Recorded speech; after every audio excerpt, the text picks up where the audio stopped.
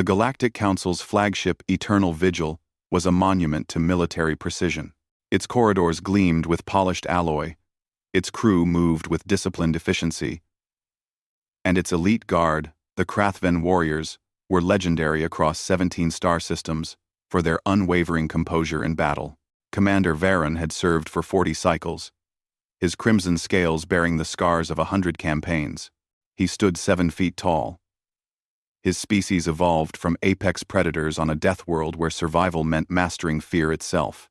His elite guard were no different, each warrior hand-picked from the fiercest soldiers in the galaxy. They feared nothing. Until the day Elara Quinn arrived. The human woman was unremarkable by galactic standards. She stood barely 5.5 feet tall, possessed no natural armor, no venomous fangs, no enhanced musculature. She had been assigned to the flagship as a xenopediatric specialist, tasked with caring for the handful of younglings aboard children of diplomats and officers stationed on the vessel. Varon had found the appointment curious.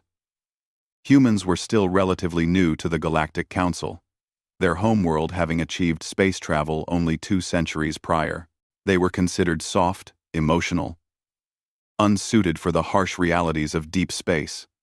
Yet, Elara Quinn carried herself with a quiet confidence that seemed at odds with her species' reputation. The incident occurred during the 3rd rotation of her assignment. Varon was conducting inspection in the recreational sector when he heard a sound that made his combat-hardened instincts freeze.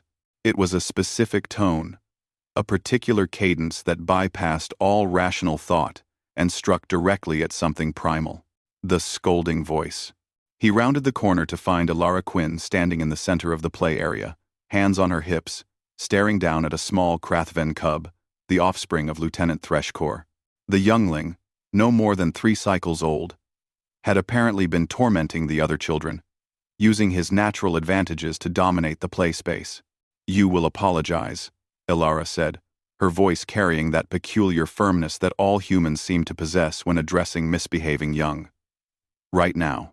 The cub, who had been raised among warriors and taught that Krathven bowed to no one, opened his mouth to refuse. Elara's eyes narrowed. "I said now," she repeated, and something in her tone made the cub's defiant posture crumble. His head lowered, his tail tucked, and he mumbled an apology to the smaller Zentari child he had been bullying. It was at that moment Varon felt it an overwhelming compulsion that overrode 40 cycles of military discipline. His spine straightened involuntarily. His arms snapped to his sides. His tail went rigid. He was standing at attention. Around him, his elite guard warriors who had faced down plasma fire, held defensive lines against impossible odds, and earned decorations for valor, were doing the same. 8 of the galaxy's finest soldiers, frozen like cadets, caught breaking protocol. Elara finished instructing the cub on proper behavior, sent him off to play nicely, and turned to leave. She paused when she saw the assembled warriors standing in perfect formation, staring straight ahead with the fixed expressions of soldiers trying desperately to appear as if nothing unusual was happening. "Commander Varon?" she asked, genuine confusion in her voice. "Is everything all right?" "Yes, Specialist Quinn," Varon replied, his voice slightly strained. "Merely conducting inspection drills." She studied them for a moment, then shrugged and walked away. The moment she disappeared around the corner, the spell broke. 8 elite warriors simultaneously exhaled and relaxed their postures. They looked at each other with the bewildered expressions of beings who had just experienced something beyond their comprehension. "What in the void was that?" Lieutenant Kreshtar whispered, his usually steady voice shaking. Varon had no answer. He initiated a discreet investigation. What he discovered changed his understanding of humanity forever. The galactic databases contained extensive research on human child-rearing practices. Humans, it turned out, had evolved an incredibly sophisticated system for managing their young. Unlike most species who relied on physical dominance or pheromonal control, humans had developed something far more insidious, psychological conditioning so effective It could override instinct itself.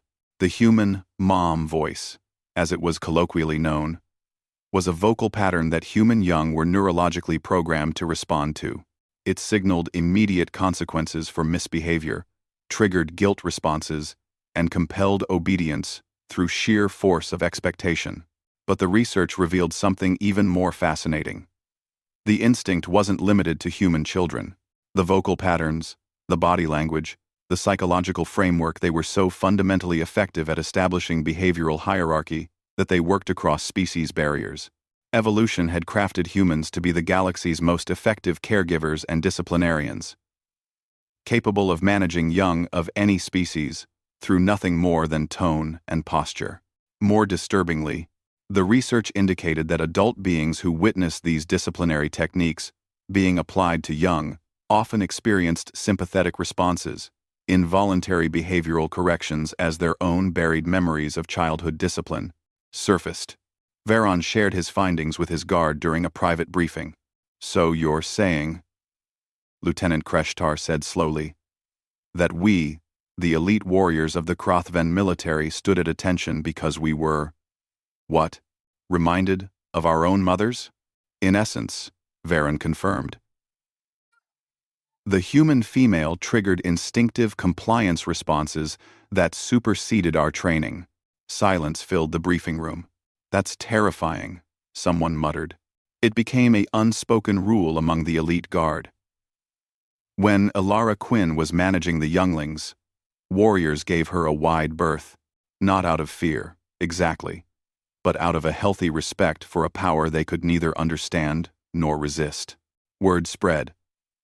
Other species' military personnel reported similar experiences. A Zentari admiral confessed to straightening his uniform after overhearing Elara correcting a child.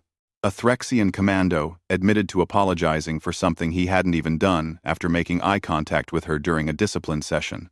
Humanity, the galaxy was learning, possessed a superpower that had nothing to do with technology or physical prowess.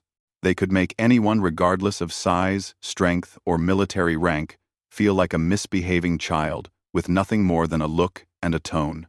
Commander Varon watched from a safe distance as Elara Quinn settled a dispute between three younglings of different species, bringing order to chaos with practiced ease. He thought about humanity's relatively recent arrival to the galactic stage, about how quickly they had integrated, how naturally they had assumed roles in education and childcare across the council. Perhaps, he mused, humanity's greatest weapon wasn't their legendary stubbornness or their creative violence. Perhaps it was their ability to make even the most hardened warriors remember what it felt like to be young, vulnerable, and accountable to someone who expected better from them. His communicator chimed. Elara needed assistance, moving some equipment. Varon straightened his uniform before responding. Old habits, after all, died hard.